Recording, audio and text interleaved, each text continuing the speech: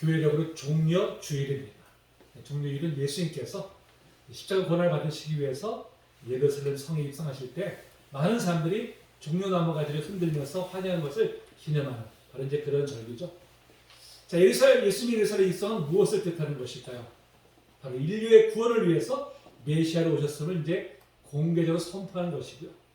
또한 이제 일주일 후에 있을 바로 이제 부활의 승리를 예견한다는 바로 이제 그런 의미에서 정말 중요한 바로 이제 그런 절기라고 할 수가 있습니다.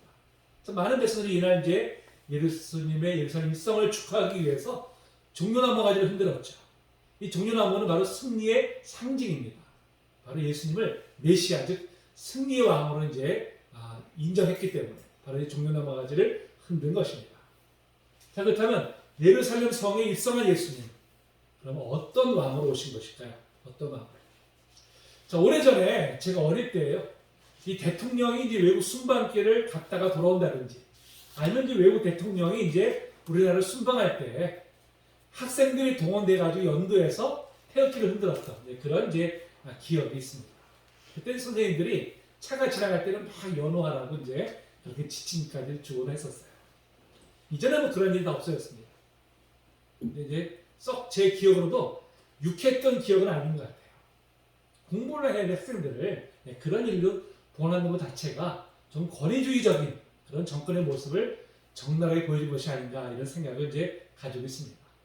또 지금도 여전히 대통령 선거나 기회 선거 때 보면은 많은 사람들이 군용 연설에 이제 동원이 돼가지고 후보자 이름을 막 연호하는 이제 그런 모습은 지금까지 여전히 변화되지 않고 있는 볼 수 있는 그런 광경이죠. 참 시대는 정말 급변함에도 불구하고 선거 방식은 여전히 옛것에서 벗어나지 못하고 있는 그런 모습을 보면서 이 정치가 시대를 좀 앞서 이끌어가야 되는데 여전히 지금 과거에 머무르는 것 같아서 또 안타까운 마음도 또 가지고 있습니다.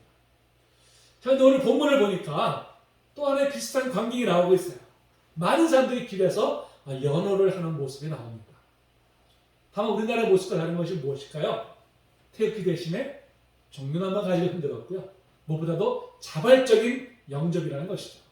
그들은 결코 의무적으로 나와서 형식적 나무까지 흔들지 않았습니다.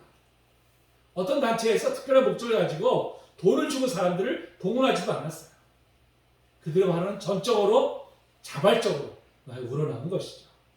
자, 그럼 누구를 맞이하기 위해서였을까요? 누구를? 그렇죠. 바로 예루살렘에 입성하시는 바로 예수님을 맞이하기 위해서 그들은 길에 나와서 자발적으로 이렇게 연호를 한 것입니다. 자, 당시에 기록을 보면요. 이 6월절에 예루살렘을 방문하는 사람들의 숫자가 무려 한 50여만 명이 이뤘다고 합니다. 평소에 한 10만 명 이하인데 50만 명이 되니까 뭐 엄청난 인파가 몰린 것이죠. 이를 볼 때 아마 예수님 입성할 당시에 길에서 연호하던 그런 사람들의 수도 아마 엄청났을 것입니다. 무엇보다 그 함성 소리로 인해서 아마 예루살렘 성이 아마 진동을 했을 거예요. 진동. 오늘 10절에 뭐라고 말씀합니까? 예수께서 예루살렘 들어가시니 온 성이 소동하여. 이 소동하여라는 것이 헬라어로 세이오라고 하는데요. 지진이 일어났다는 뜻을 가지고 있어요. 지진이 일어났다. 예수님이 예루살렘 입성하실 때 그 환호하는 소리가 얼마나 컸던지 마치 지진이 일어날 정도로 그게 성이 이제 진동했다는 것이죠. 여러분, 그들은 강제 동원된 것도 아니고요. 돈을 준 것도 아님에도 불구하고 진정한 기쁨으로 길에서 이렇게 예수님을 열렬히 환영을 했습니다. 자, 그렇다면 무엇 때문에 그들은 이렇게 예수님을 열렬히 환영한 것입니다. 무엇 때문에? 자, 그들은 예수님이 바로 얼마 전에 죽은 나사로를 살리신 것을 그들은 들었습니다. 그동안에 갈릴리에서 행하셨던 모든 이적들을 그들은 낱낱이 들었어요. 이걸 들으면서 그들은 이 예수님의 말로 구약 성경에서 예언하신 바로 그 메시아시구나. 이것을 이제 그들이 깨달은 것이죠. 자신들을 이 로마의 압제에서 건져내서 이제 이 지상에서 메시아 왕국을 건설하실 바로 그 왕으로 그들은 이제 알았습니다. 그들이 이렇게 예수님을 열기로 환영한 것은 이제 정말 이 지긋지긋한 식민지 통치에서 벗어나서 이제 지상낙원 이루어질 것에 대한 기대감을 가지고 그렇게 이제 환영을 한 것이죠. 여러분, 우리나라도 식민지 생활을 경험했기 때문에 그 심정을 충분히 헤아릴 수가 있는 것 같습니다. 자, 우리가 해방되는 날 어땠을까요? 전 국민이 다 나와가지고 태기를 흔들면서 환호를 했잖아요. 그렇죠? 오랜 시간 억눌려왔던 이 식민지 통치에서 벗어나서 이제 새로운 세상이 열릴 것 같은 그런 기대감으로 너도 나도 할 것 없이 모두가 다 길에서 나와서 해방된 조국을 기뻐했습니다. 지금 예루살렘 성에서 예수님을 열렬히 환영하는 이 군중들도 그러한 기대감을 가지고 이렇게 환영을 했을 것으로 보여집니다. 자, 그런데 그들이 영접하는 예수님의 모습은 어땠을까요? 과연 그들이 기대했던 왕처럼 아주 개선장군처럼 보무당당하게 높은 말 위에 서가지고 사람들 내다보면서 그렇게 입성했을까요? 아니죠. 자, 오늘 7절 보니까 뭐라고 말씀합니까? 나귀와 나귀 새끼가 왔다 그랬죠. 나귀 새끼 위에 지금 타고 입성하셨어요. 예수님 타신 나귀에는 최고고 안장이 덮여 있는 것이 아니라 제자들이 낡고 다 떨어진 겉옷이 씌워져 있었습니다. 예수님이 밟고 오시는 그 길에는 여화상 그 시상식에서 배우들이 밟는 레드 카펫이 아니라 나뭇가지가 어지러니 깔려 있었습니다. 자, 예수를 영접하는 사람들 중에 일부는 비록 부지기 휩쓸려가지고 나와서 종려나무를 흔들긴 했지만 속으로 좀 의아한 마음이 들었을지도 몰라요. 이게 뭐야? 아니, 왕인데 어떻게 이런 모습으로 입성하지? 아니, 당당히 좀 말을 타고 입성하면서 많은 군대를 거느리고 와야 그래야 저 로마를 좀 물리치고 우리를 해방시켜 줄 텐데, 아니, 보잘것없는 나귀 새끼를 타고 이렇게 입성하다니 이게 도대체 뭐야? 아마 이런 의아한 마음이 드는 사람들도 있었을 거예요. 여러분, 그렇습니다. 예수님은 백성들이 기대하는 것 같은 모습으로 예루살렘 성에 입성하지 않으셨어요. 비록 많은 백성들이 연호를 받으며 입성을 하셨지만 그분의 모습은 결코 백성들이 생각했던 그런 왕의 모습은 아니었습니다. 우리가 생각해도 이왕이면 좀 말을 타고 갑옷을 입고 주변에 좀 호위문사 부자들을 대동했으면 훨씬 좀 보기도 좋았고 좀 많은 사람들의 호응도 더 받았을 텐데 왜 이런 모습 입성하셨을까? 이런 생각도 사실 드는 게 사실이에요. 예수님 결코 그렇게 안 하셨죠? 그때 예수님 입성하실 당시에 모습을 그린 그림입니다.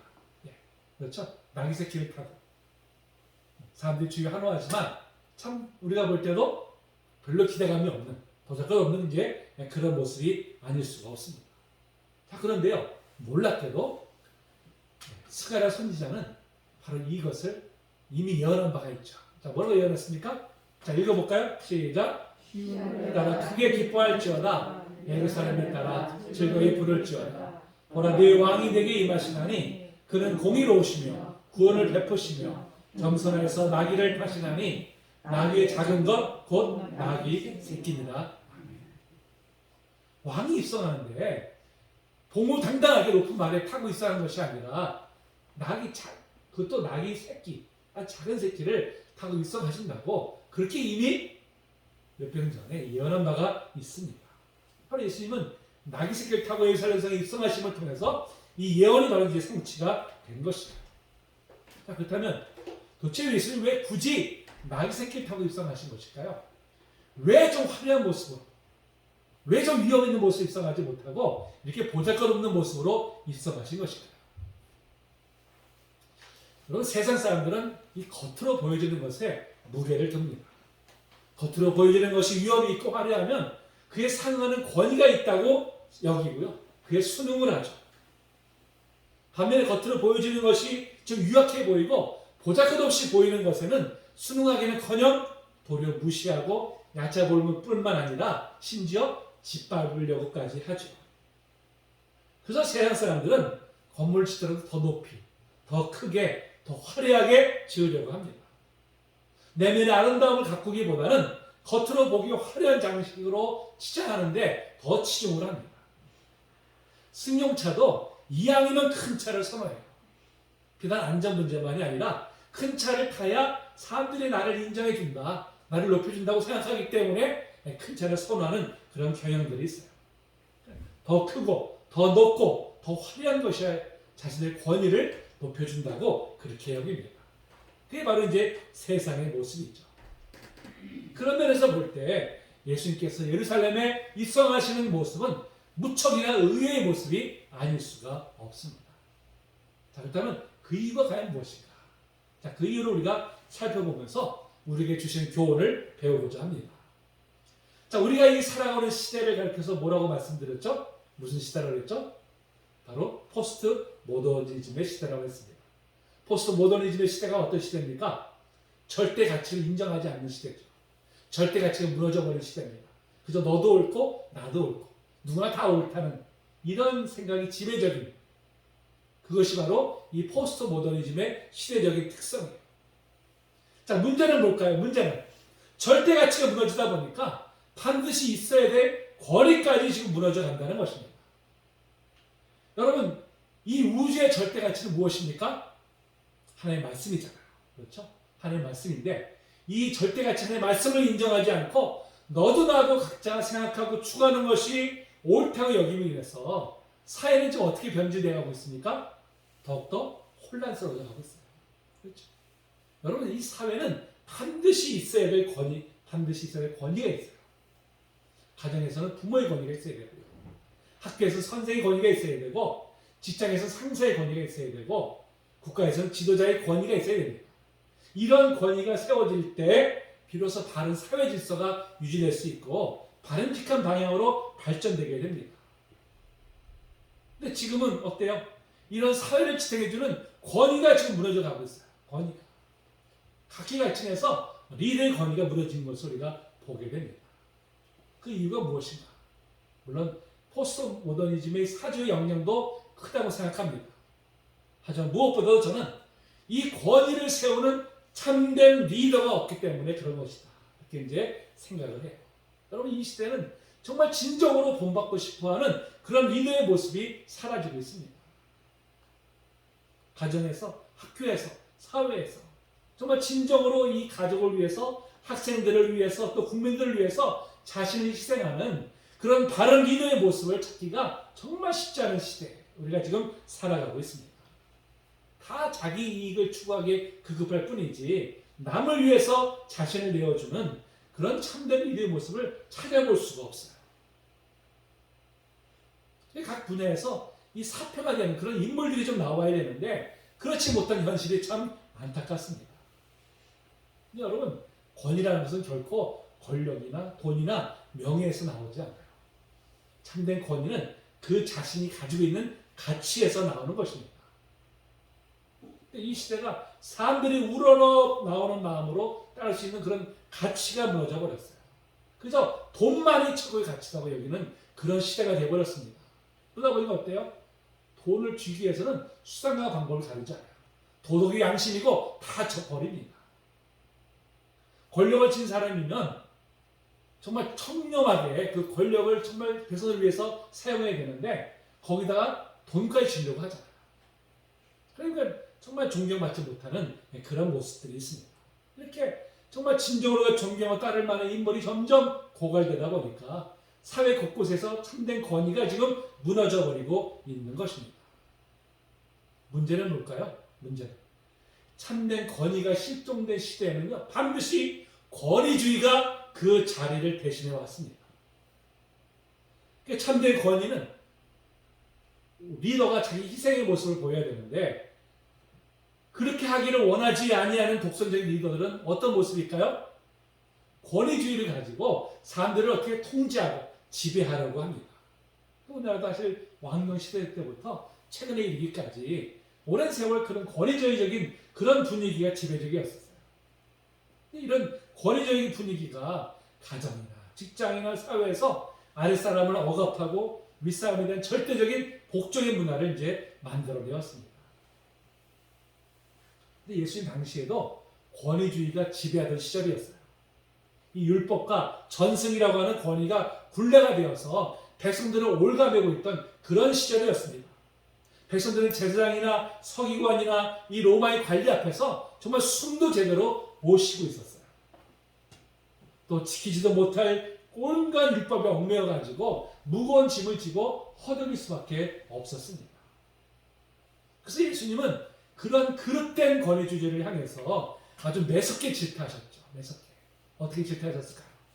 자, 읽어볼까요? 자, 시작. 과에서 진짜로 예수라는 성경과 말씀드리고 너희의 정성문을 사랑을 앞서서 닫고 너희도 들어가지 않고 들어가려는 자도 들어가지 못하게 하는도다. 과에서 진정 외식하는 서기관들과 바리새인들이여 너희가 박하와 회양과 등체의 11조는 드리되 율법에 더 중한 바 정의와 긍휼과 믿음은 버렸도다. 그러나 이것도 행하고 저것도 버리지 말아야 할지니라. 아멘. 예수는 이 그릇된 권위주의를 위해서 사람들을 억압하는 그런 지도자들을 향해서 아주 매섭게 질타를 하셨어요. 자, 그런데 예수님은 그들을 향해서 매섭게 질타만 하신 것이 아닙니다. 자신이 참된 권위자의 모습이 무엇인지를 친히 보여주셨어요. 친히. 자, 예수님은 하나님의 아들이라는 자신의 지위를 결코 이용하지 않으셨습니다. 12영도 더 되는 천사를 자신을 호위하게 하지도 않으셨어요. 결코 백성들을 위해 군림하지도 않으셨습니다. 백성들에게 왜 율법을 지키지 않냐고 다그치지도 않으셨어요. 오직 예수님은 하나님의 말씀의 권위를 바탕으로 해서 낮은 자세로 사람들을 섬기셨습니다. 지극히 겸손한 모습으로 이 땅에 계신 동안에 무슨 사람들을 섬기셨어요. 예수는 이 섬기의 모습을 통해서 참된 권위를 바탕으로 한 리더의 모습이 어떠해야 되는지를 몸소 우리에게 보여주셨습니다. 제가 오래전 이제 직장생활 할 때, 지금부터 30년 더 됐죠? 그 경영 혁신 바람이 불었어요. 경영 혁신 바람이. 이 급변한 환경 속에서 어떻게 해야만 이 기업이 살아남을 수 있는지 이것을 이제 집중적으로 연구를 했습니다. 그때 주안점을 두었던 것이 뭐냐? 자, 21세기에 바람직한 리더십이 무엇이냐는 것이었어요. 제가 이제 관련 서적과 또 이제 선진국들의 리더십을 이제 제가 이렇게 쭉 연구를 했었는데, 그때 제 눈에 띄는 것이 뭐냐면요, 서번트 리더십이에요.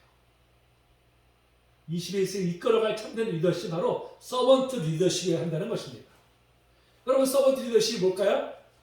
말 그대로 종의 자세로 섬기는 리더십을 말합니다. 종의 자세로. 그 당시에 권위적인 리더십에 익숙해 있던 저에게는 가히 정말 충격적이었어요. 아니, 리더가 군림하는 것이 아니라 도리어 섬긴다니, 저로서는 정말 상상도 할 수 없는 일이었습니다. 그렇다면 여러분, 이 서번트 리더십이 어디서 비롯되었을까요? 어디서? 예수님으로부터. 바로 예수님으로부터 이 서번트 리더십이 시작이 되었어요. 그러니까 예수님의 리더십을 한마디로 표현하면 바로 서번트 리더십, 바로 섬기는 리더십이었습니다.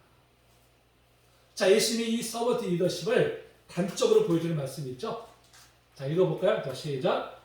인자가 온 것은 섬김을 받으려 함이 아니라 도리어 섬기려 하고 자기 목숨을 많은 사람의 배송물로 주려 함이니라. 아멘. 예수 오직 죄인을 섬기기 위해서 이 땅에 오셨고, 심지어 자기의 목숨까지도 내어주시는 사랑의 섬김을 몸소 행하셨습니다. 자, 그러면 예수를 따른다고 하는 우리들은 과연 지금 섬기는 자리에 있을까요? 아니면 섬김을 받으러 가는 자리에 있을까요? 어느 자리에 계십니까? 네. 자, 그렇다면 구체적으로 예수님은 어떻게 이 섬기 리더십을 실천하셨을까요? 어떻게? 세 가지 말씀드릴 텐데요. 첫째는 예수님은 소외된 자들의 친구로서 그들을 섬기셨습니다. 이 말씀 읽어볼까요? 자, 시작. 인자로 와서 먹고 마시매 너희 말이 보라 먹기를 탐하고 포도주를 즐기는 사람이요 세리와 죄인의 친구로다 하니라. 아멘. 자, 주님이 이 땅에 오셔서 당시의 사회를 지배하고 있던 관원들이나 제사장들이나 바리새인들과 관계를 돈독히 하시기보다는 오히려 사람들에게 버림받고 소외된 자들을 찾아가셔서 그들의 친구가 되셨습니다. 사실 어느 시대나 마찬가지로요, 항상 사회는 소외된 계층이 있습니다. 그 당시 소외된 계층들이 참 많았어요. 대표적인 계층이 누굽니까? 여자와 어린아이, 세리, 각종 병자들, 또 이방인들이었습니다.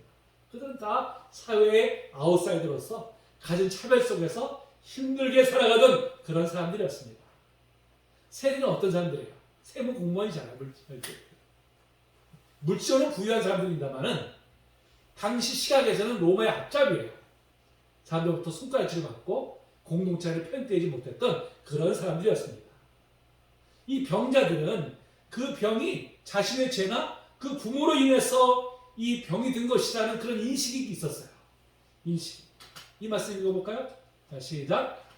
자들이 물어 이르되 랍비여 이 사람이 맹인으로 난 것이 누구로 죄로 인함이니까 자기니까 그의 부모니까. 장애 가진 것마도 정말 너무나 고통스러운데 자들로부터 야 저건 저 사람 죄 때문이야 아니면 그 부모의 죄 때문이야 이런 식으로 멸시받고 천대받았던 것이 당신의 현실이었습니다. 이방인들은 뭐예요? 그 토착민들로부터 온갖 맹대와 설을 받아야만 했죠. 그러나 예수님 바로 이러한 사람들을 찾아가셔서 그들의 친구가 되어 주셨습니다. 그러니까 복음서에서 우리가 예수님의 행적을 살펴보면 예수님이 가까우셨던 사람들은 결코 지배 계층이 아니었어요. 이처럼 사회에서 소외되고 버림받았던 그런 사람들을 찾아가서 그들을 위로해 주시고 그들의 필요한 것들을 채워주셨습니다. 예수님은 그들의 아픔을 함께 나누셨고요. 고통받는 사람들 곁에서 함께 우셨고 함께 아파하셨습니다. 자, 이렇게 예수님께서 소외된 사람들을 섬기신 것은 바로 하나님의 뜻이죠. 하나님의 뜻. 이 말씀 읽어볼까요? 자, 시작.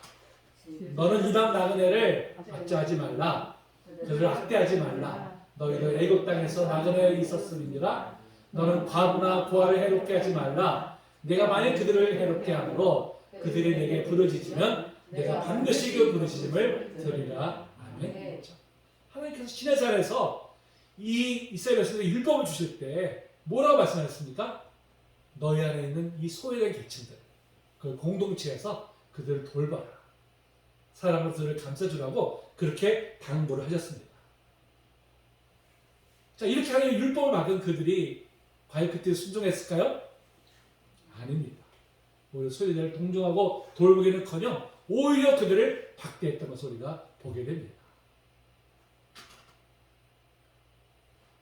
예수님께서는 바로 누구도 거들떠보지 않았다. 바로 이러한 사람들을 하나님의 뜻대로 친히 찾아가셔서 그들을 만나주셨고 어루만져 주셨고 그들을 돌봐주셨습니다.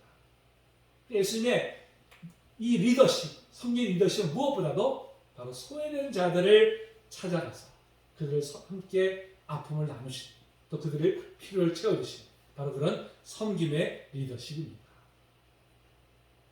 자, 두 번째로 예수님은 바로 제자들의 발을 씻기심으로 친히 섬김의 본을 보여주셨어요.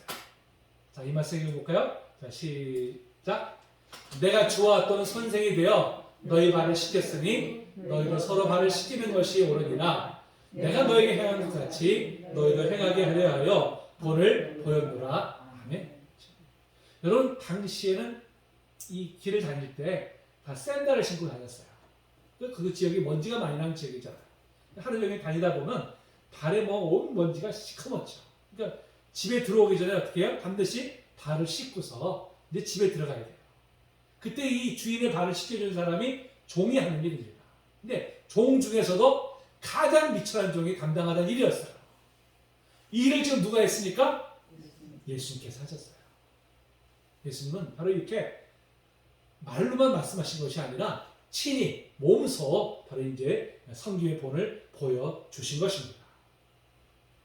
저도 이제 오래전에 지금부터 한 20년 전인가요? 이제 기억이 20년 넘었네요.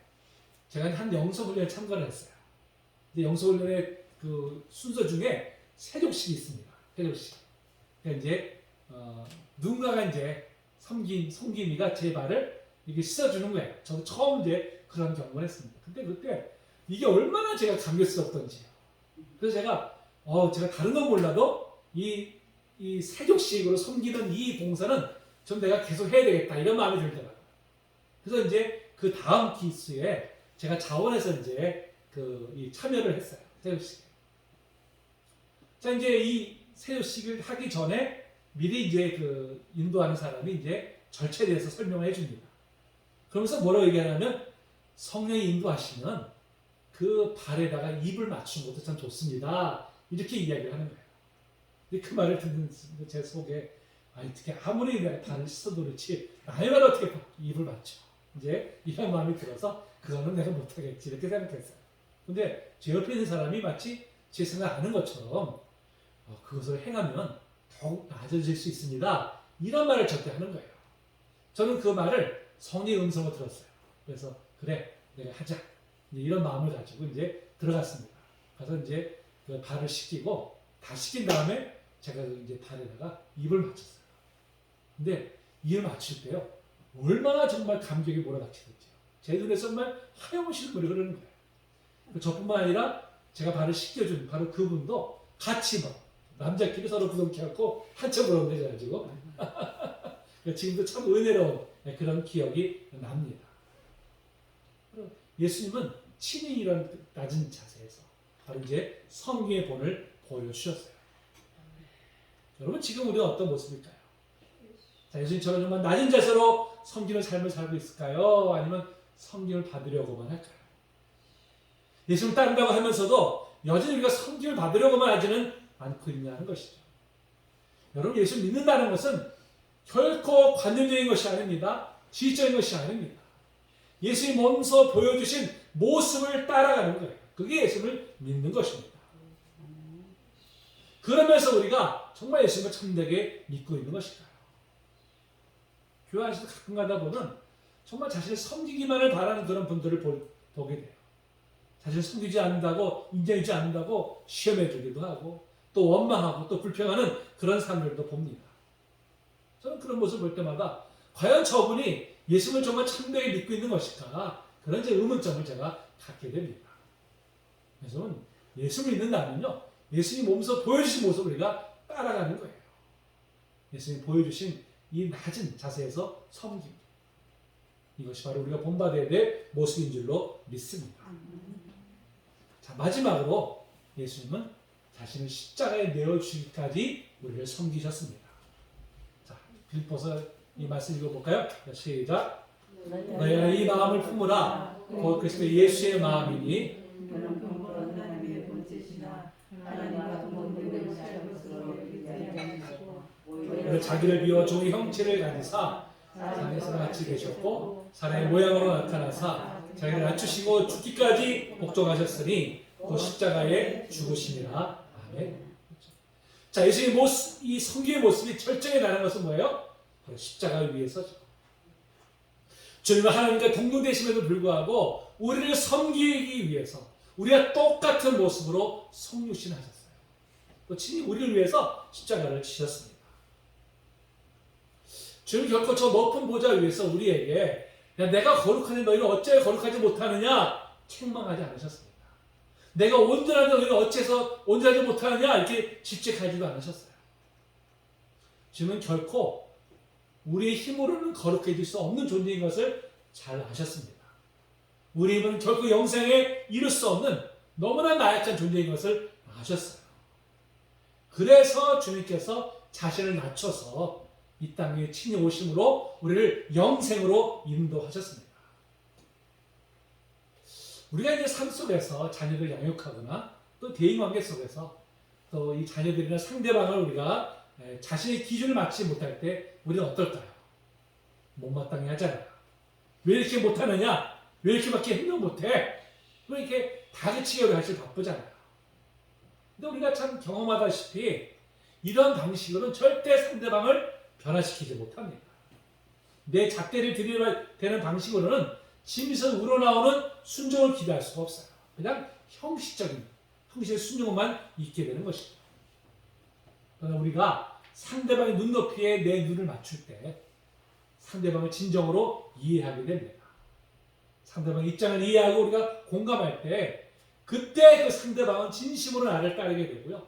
자신 스스로가 변화하려고 노력을 하게 됩니다. 그런 면에서 주님께서는요, 주님의 눈높이에 우리를 하여금 맞추기를 원하지 않으셨어요. 오히려 우리의 눈높이에 주님 자신을 맞추셨습니다. 그것이 바로 뭡니까? 성육신 사건이죠. 주님께서 이 자신을 낮추심을 통해서 우리가 그 은혜에 감격했기 때문에 우리 안에 어떤 변화가 일어났습니까? 주님의 뜻대로 살기로. 그렇죠? 주님의 뜻에 합당한 모습으로 변화되기를 스스로 우리가 자발적인 우러나오는 그런 마음으로 우리가 변화되고 있잖아요. 율법을 가지고 들이대면서 너 이렇게 못해 하고 다그친다면 억지로 우리가 하려고 하겠지만 진정한 변화는 나올 수가 없는 것입니다. 바로 주님께서 자신을 낮춰서 우리 눈높이에 맞춰주셨기 때문에 그 은혜 우리가 감사해서 우리가 자발적으로 이렇게 변화되는 모습이 나오게 되는 것입니다. 여러분, 주님은 참된 권위를 가진 리더의 모습이 어떠해야 되는지를 친히 우리에게 말씀해 주셨고 또 친히 우리에게 본을 보여주셨습니다. 참된 권위는 결코 권력이나 지위에서 나오지 않아요. 참된 권위는 오직 변치 아니하시는 하나님의 말씀에 근거해서만 세워질 수 있습니다. 여러분, 리더는요 다른 사람이 아니고요, 누군가에게 영향을 끼친다면 다 그 사람은 리더예요. 그러면서 우리는 누군가에게 끊임없이 영향을 끼치잖아요. 그래서 우리는 다 리더인 것입니다. 이 시대에 하나님이 원하시는 참된 리더십은 어떤 모습일까요? 어떤 모습? 바로 예수님처럼 바로 서번트 리더십이죠. 섬김의 리더십입니다. 주님은 나귀 새끼를 타고 예루살렘 성에 입성하셨죠. 주님은 소외되는 아들 친구로서 섬기셨습니다. 주님은 제자들의 발을 친히 씻기시는 섬김의 본을 보여주셨어요. 주님 자신의 십자가에 내어주시기까지 우리를 섬기셨습니다. 주님의 이 섬김의 리더십을 우리도 본받아서 우리가 낮은 자세로 서로를 섬길 때, 또 세상을 섬길 때, 바로 그를 통해서 왕으로 오신 예수님이 드러나는 바로 그런 복된 삶이 될 줄로 믿습니다. 우리 찬양하시고 우리 기도하며